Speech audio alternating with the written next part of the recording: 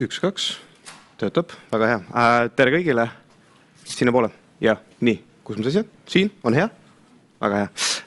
Tere kõigile, rõõm siin olla. Otse Brüsselist oleks hea meelega liitunud täna teiega ürituse alguses, aga tulin nii ruttu kui jõudsin. Võib-olla kohese reaktsioonina Andrese ettekandele, et meestlased oleme ikka väga enesekriitilised, ma olen päri selle kõigega, mida ta rääkis, aga kui vaadata Eestis toimuvat ja meie olukorda just selles vallas, kui valmis me oleme, kui edukad me oleme olnud oma katsetes teha midagigi Vene infosõja vastu, siis Eestit tuuakse eranditult positiivse näitena mõne teise üksiku riigiga veel, pigem siitkandist Baltikumist ja Põhjalast, nii et ülejäänud Euroopa vaatab meie poole silmad lahti ja nad otsivad siit inspiratsiooni.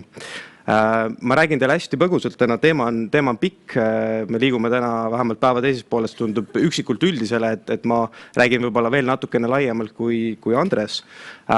Tulen siis Euroopa Liidu või Euroopa välisteenistusest, mis on piltlikult Euroopa Liidu välisministeerium, tegeleb välis- ja julgeoleku küsimustega.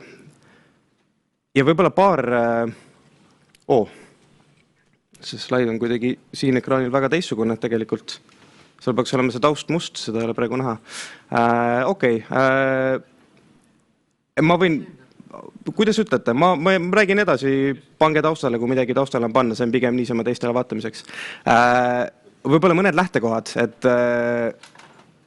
ja võib-olla esimene neist, mis minu jaoks on üsna oluline, see, et demokraatiad ongi olemuselt haavatavad, sest demokraatiad on avatud, demokraatiad hoiavad üleval tervet hulka õigusi, põhivabadusi ja see paratamatult tähendab seda, et kui keegi väga soovib, siis neid samu vabadusi, olgu see sõnavabadus või mis tahes muud vabadused, neid saab meie vastu ära kasutada ja kuna on riike, aga ka palju väiksemaid tegijaid, kas või soolapuhujaid või keda tahes, kellest siin varem jutt oli, siis neid nõrkusi ka alati ära kasutatakse.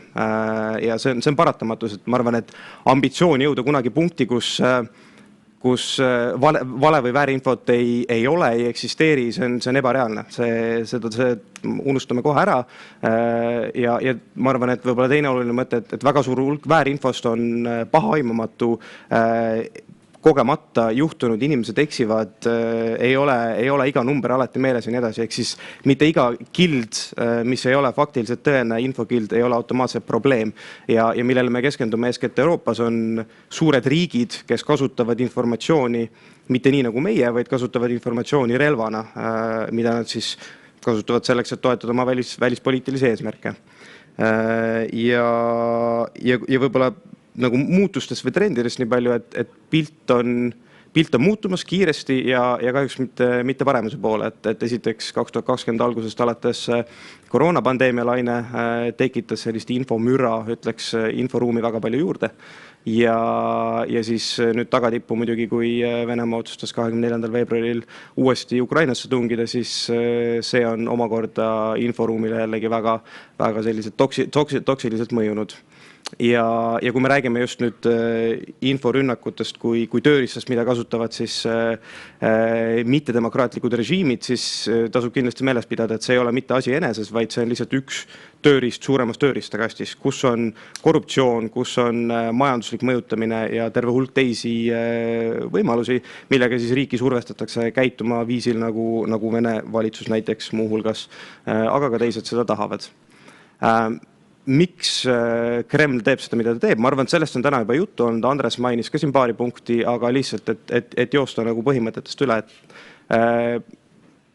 Venemaa näeb suurt maailmapoliitikat nullsumma mänguna, mis tähendab, et kui üks võidab, siis teine kaotab. Ei saa olla nii, et samal ajal riigina muutuvad tugevamaks Venemaa ja Saksamaa või Venemaa ja Eesti.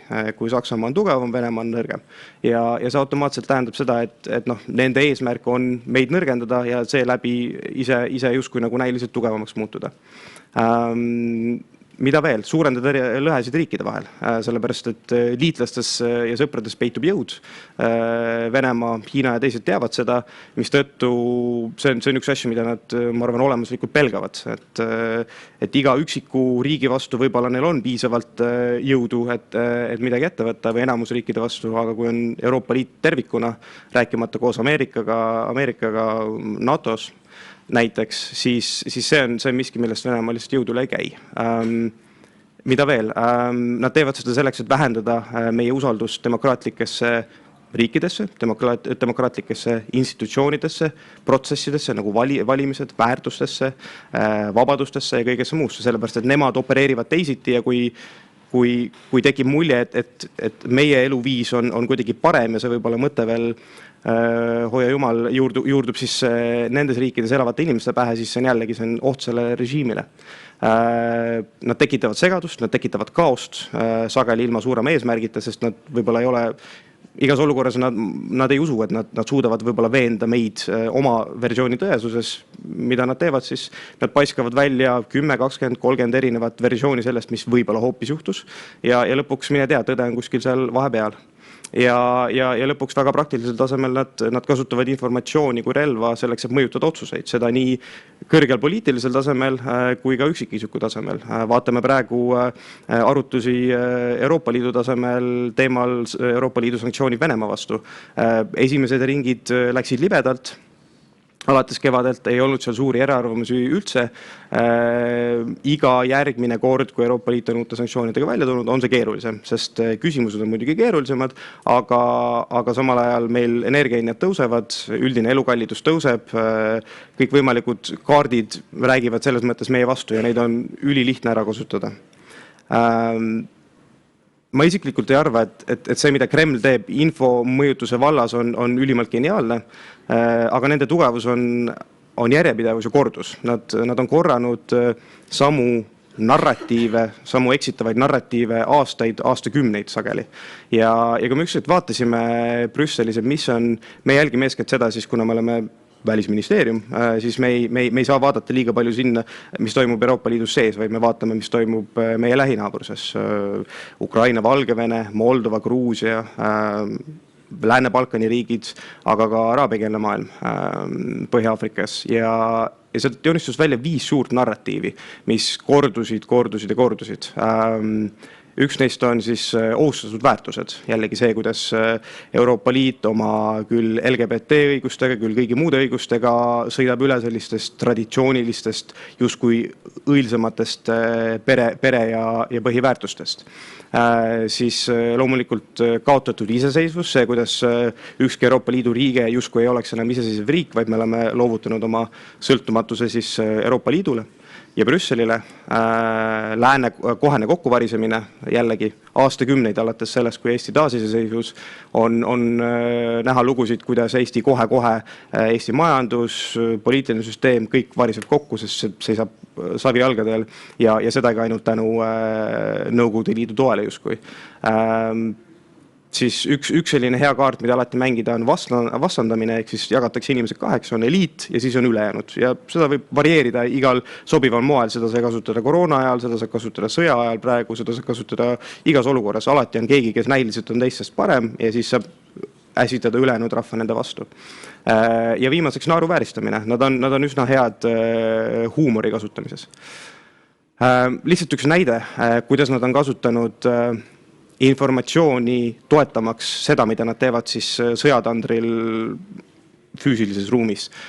Kui me vaatasime siis Kremli kontrolli all olevaid kanaleid, ma ei taha neid meediaväljaanneteks nimetada, sest minu arvates nad ei ole seda, aga kanaleid ja vaatasime siis just Ukraina teemalisi kajastusi ja 2 märksõna. Nazi, ehk siis nats inglise keeles ja genotsiid. Siis, ja periood oli siis detsember 2021, ehk siis umbes 3 kuud enne sissetungi algust kuni veebruar 2022. Paar päeva enne seda sissetungi siis lõpetasime. Natsimärksõna kasvas umbes 300% populaarselt ja genotsiid 500%, mis tähendas, siit väga selgelt joonistub, vaadata seal on näha seal joonise peal enam-vähem laias laastus, et neid märksõnu ei eksisteerinud praktiliselt detsembrini ja siis mingil hetkel tuli ülevalt käsk, et nüüd on see versioon reaalsuses, mida me hakkame siis müüma. lühidalt võib-olla mõned trendid, mida me näeme, mis on võib-olla natukene muutunud eeskätt siis alates selle aasta veebruarist. Esiteks me näeme, et osati seetõttu, et Euroopa Liit on siis tänaseks 5 Kremli kontrolli all olevat infokanalit sanktsioneerinud, ehk siis neid Euroopa Liidus enam lihtsalt ei näe. See on surunud nad ikkagi mujale. Küll nad kasutavad väga hoogsalt Telegrammi, küll nad propageerivad kõikvõimalikke podcaste ja teisi kanaleid ja teevad mõnes mõttes seda, mida oleme meie teinud aastaid Venemaal ja Hiinal, kui oleme tahtnud sinna sõnumeid saata, sest kuna seal riikides on alati tugevam või nõrgem tsensuur valitsenud, siis me oleme kutsunud inimesi kasutama erinevaid tööriistu, kuidas siis sellest tsensuurist mööda saanud ja nüüd mõnes mõttes irooniliselt nad siis annavad inimestele samad tööriistad kätte. Me näeme, et nad kasutavad väga-väga aktiivselt oma diplomaatilist võrgustikku. Ja see on ühtpidi jällegi, see on ju normaalne, kui ka Eesti kasutab oma diplomaatilist võrgustikku, kui meil on mingisugune kampaania, mida me tahame lükata, Eesti liikmesus ÜRO Julgeolekunõukogus, kus tahes mujal, siis loomulikult me teeme seda, me kasutame oma diplomaatilisi kontosid, me teeme seda koordineeritult, ehk siis kõik justkui oleks sama sellele, mida teeb Venemaa, aga ainuke vahe on see, et nad teevad seda eksitamise eesmärgil ja nad teavad seda. Me oleme näinud, et nad üritavad kaaperdada faktikontrolli, millest siin oli pisut aega tagasi juttu, siuke lehekülg nagu War on Fakes näiteks ja neid näiteid on teisi, kõik nad näiliselt kasutavad samu meetodeid info siis väärinfo kontrollimiseks, aga mida nad teevad on olemuslikult midagi erinevat, aga nad lihtsalt vaatad kiirel pilgul peale, see näeb sarnane välja, justkui on keegi on midagi nagu ümber lükanud, mingi tempel on peal, vaata siia, see on hoopis see, mida me tahame sulle öelda. Me näeme Vene-Hiina sõnumite kattumist üha sagedamini võrreldes 2-3 aasta taguse ajaga, aga siin ma ei taha kindlasti väita, et see on lõpuni koordineeritud. Seal on mõningast koostööd, aga seal ma arvan on ka palju oportunismi mõlemal suunal. Ja loomulikult Venemaal sees on meeletu tsensuurilaine üle käinud, et kui ikkagi selle aasta veebruarini, siis inforuum oli seal mingi piirini ikkagi suhteliselt vaba võrreldes näiteks Hiinaga, siis praegu on pilt üsna drastiliselt muutunud ja sõnavabadusest mingil mõistlikul ja mõttekal kujul seal rääkida ei saa. Ja ainult viimane võib-olla mõte veel, et mida me siis teeme selle kõige vastu. Me kirjeldasin, meil on terve hulk probleeme, küll Venemaaga, aga ka Hiinaga ja teistega. Laias laastus Euroopa Liidu mõtlemine selles vallas jaguneb 4. Et kõik algab sellest, et me saame aru, mis inforuumis toimub, ehk siis see on see, mida me mõtleme olukorra teadlikkuse all. Me seirame erinevaid kanaleid, küll tavameediat, küll sotsiaalmeediat, erinevates keeltes, me teeme seda kümnetes erinevates keeltes, viime läbi uuringuid ja seda kõike selleks, et esmalt saada aru, mis seis on, millised on trendid, milliseid sõnumeid Venemaa kasutab ja nii edasi. Sealt edasi on loogiline samm siis midagi selle infoga ette võtta. See on vastupanuvõime arendamine. Küll me saame harida inimesi sel teemal, mida Venemaa teeb, kuidas ta informatsiooni kasutab, kuidas ei ole lihtsalt küsimus selles, et mis on õige, mis on vale, vaid selles, kuidas informatsioon on tehtud relvaks. Küll me saame väärinfot ümber lükata, seda me teeme oma kanalites aktiivselt, edendada meediapädevust, koostöö Euroopa Liidu teiste riikidega, sealhulgas Eestiga ja nii edasi. Kolmas suur selline plokk meie jaoks on kõik, mis puudutab regulatsioone, sest me oleme lõpuks Euroopa Liit, nii et see on üks kang, mis meil on, mida me saame kasutada. Ja seal liialt detaili minemata on Euroopa Liit, ma julgen väita, maailmas praegu eesrinnas küsimuses, kuidas ja milliseid kohustusi näiteks me seame veebiplatvormidele, Facebookile, Google'ile ja teistele suurtele, sest seni on seal toimuv olnud suuresti metsik lääs, aga täna on Euroopa Liidu mõtlemine selles vallas kõige kaugemal, on olemas vastu võetud õigusakt, mis jõustub mõne aja pärast, mis siis seab suurtele platvormidele terve hulga kohustusi. Kas see lahendab probleemi lõpuni? Absoluutselt mitte, aga see viib meid sammu lähemale lahendusele ja see annab eeskuju ka teistele demokraatlikele riikidele. Ja viimane suur samm on, kuna me oleme välisministeerium, siis on kõik võimalikud diplomaatilised sammud ja seal on kõik alates lihtsatest asjadest nagu kõrgete poliitikute sõnumid, millel on kaalu vähemalt teatud maailma osades, sanktsioonid, nagu öeldud, 5 Vene propagandakanalit on tänaseks kinni pandud üle Euroopa Liidu ja võib-olla ka selline vähe ütlev asi nagu rünnakute omistamine, mida me sellel mõtleme, on see, et poliitiliselt on alati olnud hästi tundlik inforünnakute, aga ka küberrünnakute omistamine kellelegi kindlale, ehk siis isegi kui võib-olla analüütikud kuskil tumedas ruumis aimavad, kes olla võib, siis poliitikud tavaliselt ei julge selle pealt midagi välja öelda, sest äkki nad eksivad ja milline diplomaatiline skandaal see siis oleks, aga see on ka miski, milles Euroopa Liit on viimase poole aasta jooksul suuri edusamme teinud, et juletakse öelda välja palju rohkem, palju otsemini ja ilma suurema keerutamiseta. Ma tõmban võib-olla siin joole alla ja meil järgneb väike paneel pärast, et me saame jätkata seal. Aitüma!